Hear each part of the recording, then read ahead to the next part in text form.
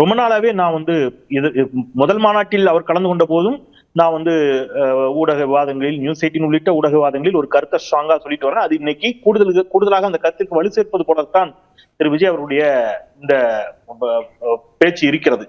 முன்பாக விஜய் அவர்களுடைய மாநாட்டிற்காக பேனர் கட்டுகின்ற பொழுது ஒரு 19 வயது இளைஞன் வந்து மின்சாரம் தாக்கி இறந்ததாக செய்திகளின் ஊடாக அறிய முடிஞ்சது. நான் தொடர்ச்சியா டிராவல்ல இருக்கிறேன்.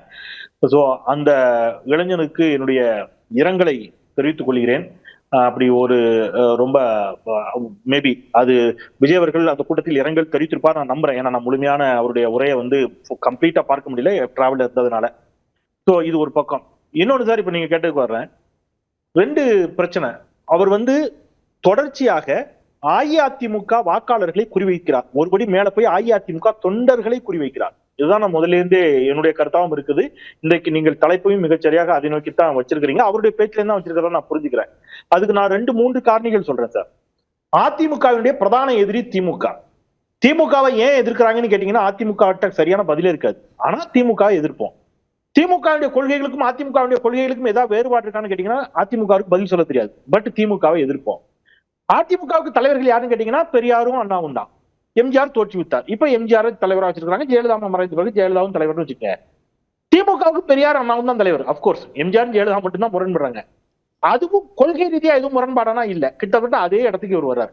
திமுகவோடு எங்களுக்கு கொள்கை முரண்பாடு எதுவும் கிடையாது அப்படின்னு தெளிவா சொல்லிட்டாரு. அரசியல் முரண்பாடு தான் அது அதிமுகவோட ஸ்டாண்ட்.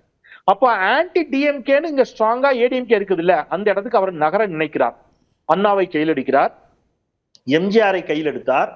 ஒருபடி மேல போய் இன்றைக்கு விஜயகாந்தையும் கருப்பு எம்ஜிஆர் என்று சொல்லி கையில் எடுக்கிறார். ஜெயலலிதா மேடத்தை புகழ்ந்து பேசுகிறார். அதிமுக என்ற கட்சியை எங்கேயுமே விமர்சித்து பேசல. அதிமுக தொண்டர்களை எங்கேயும் குறை சொல்லல. ஒட்டுமொத்த அதிமுகவையும் குறை சொல்லல.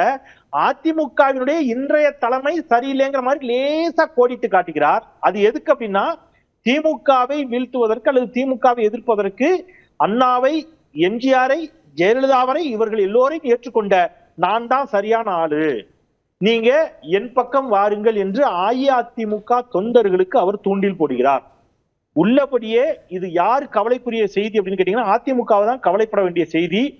அவர் பிரதான எதிரியாக திமுகவை காட்டி அஇஅதிமுகவோடு ஒரு அஇஅதிமுக தொண்டர்களோடு இணக்கமாக, தோழமையாக, உளவியல் ரீதியாக, ரொம்ப வார்த்தை கவனமா பயன்படுத்தணும் சார், உளவியல் ரீதியாக இணக்கமாக தோழமையாக செல்வது போல் காட்டுவது என்பது இந்த ஒரு படத்துல சொல்லுவாங்க சார். அவரு சொல்ற மாதிரியே நான் சொல்லணும்னா ஸ்கெட்ச் திமுகவுக்கு இல்ல, ஸ்கெட்ச் அதிமுகவுக்கு.